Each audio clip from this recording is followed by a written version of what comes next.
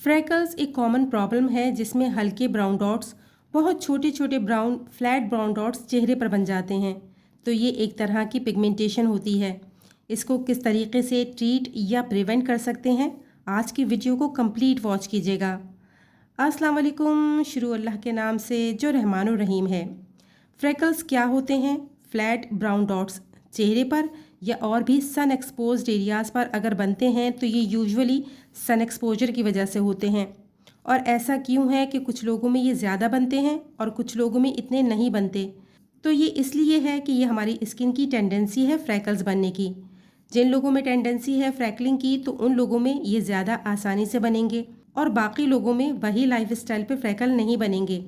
यानी उतनी ही धूप में कुछ लोग जाएंगे तो उनको फ्रैकल्स नहीं बनेंगे। लेकिन अगर जिनकी टेंडेंसी है तो वो अगर थोड़े टाइम के लिए भी सन एक्सपोजर में जाएंगे तो उनको ये फ्रैकल्स बन सकते हैं। जिनको टेंडेंसी है उनमें अगर सन एक्सपोजर इतना नहीं है तो भी घर के अंदर रहने से ट्यूबलाइट, बल्ब, माइक्रोवेव की रोशनी, लैपटॉप की रोशनी, इवन मोबाइल की रोशनी, इन सब से भी स्किन में पिगमेंटेशन या फ्रैकल हो सकती है। तो इसलिए घर के अंदर भी ऐसे लोगों को काफ़ी ध्यान रखना है अपनी स्किन का। सबसे बड़ा सवाल कि ये क्यों बनते हैं? तो ये मेलानिन डिपॉजिट होने से बनते हैं और जिसकी वजह से अलग अलग पिगमेंटेशन होती है। जैसे कि फ्रैकल्स भी एक तरह की पिगमेंटेशन है। सम टाइम टेंडेंसी या जेनेटिक हो सकती है, फैमिली हिस्ट्री भी हो सकती है। अब क्या करना चाहिए कि फ्रैकल्स इतने ना बने? हम इसे कैसे क्योर कर सकते हैं? हम क्या वो लाइफस्टाइल चेंजेस कर सकते हैं जिससे कि फ्रैकलिंग कम हो? तो इसमें सबसे ज़्यादा ज़रूरी है सनस्क्रीन इस्तेमाल करना, रेगुलरली यूज़ करना और सही सनस्क्रीन यूज़ करना। नॉर्मल सनस्क्रीन से फ़ायदा नहीं मिलेगा, फिज़िकल सनस्क्रीन ही यूज़ करना होगा। फिज़िकल सनस्क्रीन ज़्यादा स्ट्रॉन्ग, ज़्यादा अच्छी, ज़्यादा लंबी सन प्रोटेक्शन देते हैं।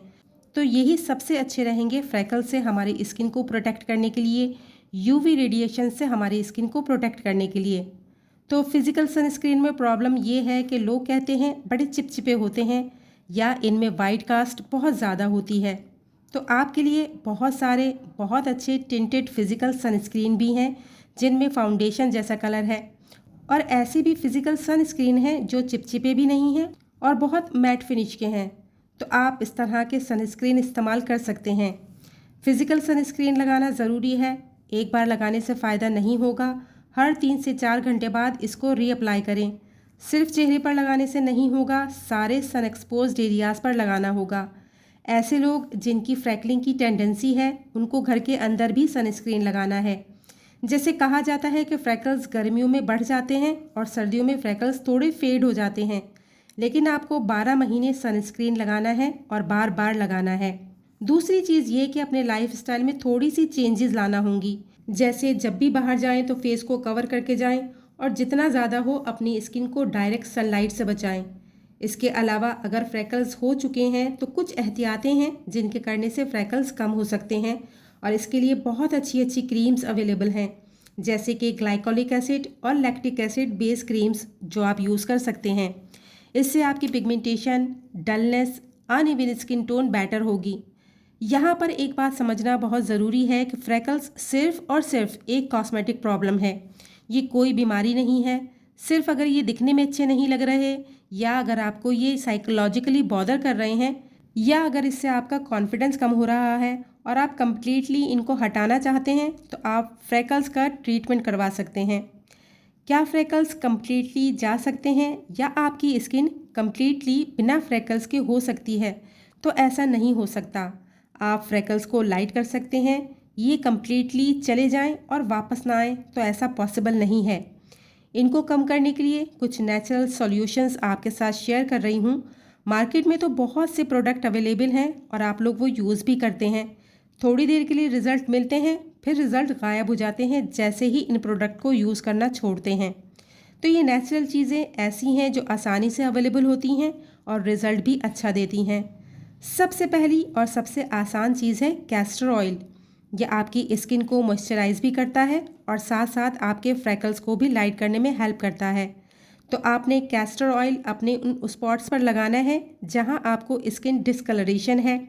Over a period of time आप नोटिस करेंगे कि वो लाइट होना शुरू हो जाएंगे। दूसरी चीज़ है टमाटर। टमाटर विद स्किन। आपकी स्किन के लिए बहुत अच्छा होता है। टमाटर को अच्छी तरह मैश कर लें और अपने फ्रैकल्स पर लगा लें। टमाटर में विटामिन सी वाफर मकदार में होता है और इसका फ़ायदा ये होता है कि वो स्किन को लाइटन करने का काम करता है। तीसरी चीज़ है लीमू। Lemon juice natural bleaching agent है। अगर आप थोड़ा सा लीमू का जूस अपने उन एरियाज़ पर लगाते हैं जहाँ पर आपका इशू है स्किन डार्कनिंग या फ्रेकल्स का, तो इसका भी बहुत अच्छा रिजल्ट होता है। लेकिन 10 मिनट से ज़्यादा प्योर लेमन आपने चेहरे पर नहीं लगाना, क्योंकि इसमें एसिडिक प्रॉपर्टीज़ होती हैं और अगर आपकी स्किन सेंसिटिव है तो पानी या फिर रोज़ वाटर के साथ मिक्स करके लगाएं, या फिर आप लेमन जूस को कैस्टर ऑयल में मिलाकर भी लगा सकते हैं। इस तरह लेमन का इफ़ेक्ट थोड़ा कम हो जाएगा। चौथे नंबर पर आता है फ्रैकल्स में अच्छे रिजल्ट देने में पपाया या पपीता। पका हुआ पपीता लेकर उसे अच्छी तरह से मैश कर लें। पपीता आपके डाइजेशन के लिए तो अच्छा है ही, बल्कि लगाने के लिए भी बहुत अच्छा है। पपीते के पेस्ट को या तो सिर्फ उन एरियाज़ पर लगा लें जहाँ पे आपके फ्रैकल्स हैं, या फिर उसमें थोड़ा सा कैस्टर ऑयल मिलाकर पूरे फेस एंड नेक पे भी लगा लें। तो ये एक बड़ा अच्छा सा लाइट सा पैक बन जाएगा और 15 से 20 मिनट बाद वॉश ऑफ कर दें। ये तमाम चीज़ें फ्रैकल्स को कम करने में बहुत ही ज़बरदस्त काम करती हैं। उम्मीद करती हूँ कि ये कंटेंट आपके लिए हेल्पफुल रहा होगा। वीडियो पसंद आई है तो इसे लाइक ज़रूर कीजिएगा। चैनल पर नए हैं और अभी तक सब्सक्राइब नहीं किया है तो सब्सक्राइब करके बेल बटन को भी लाजमी प्रेस कर दीजिए, ताकि फ्यूचर में आने वाली वीडियोस का नोटिफिकेशन आपको मिलता रहे। चलती हूँ इसी तरह की इन्फॉर्मेटिव वीडियो या रेमेडी के साथ जल्द ही हाजिर होंगी।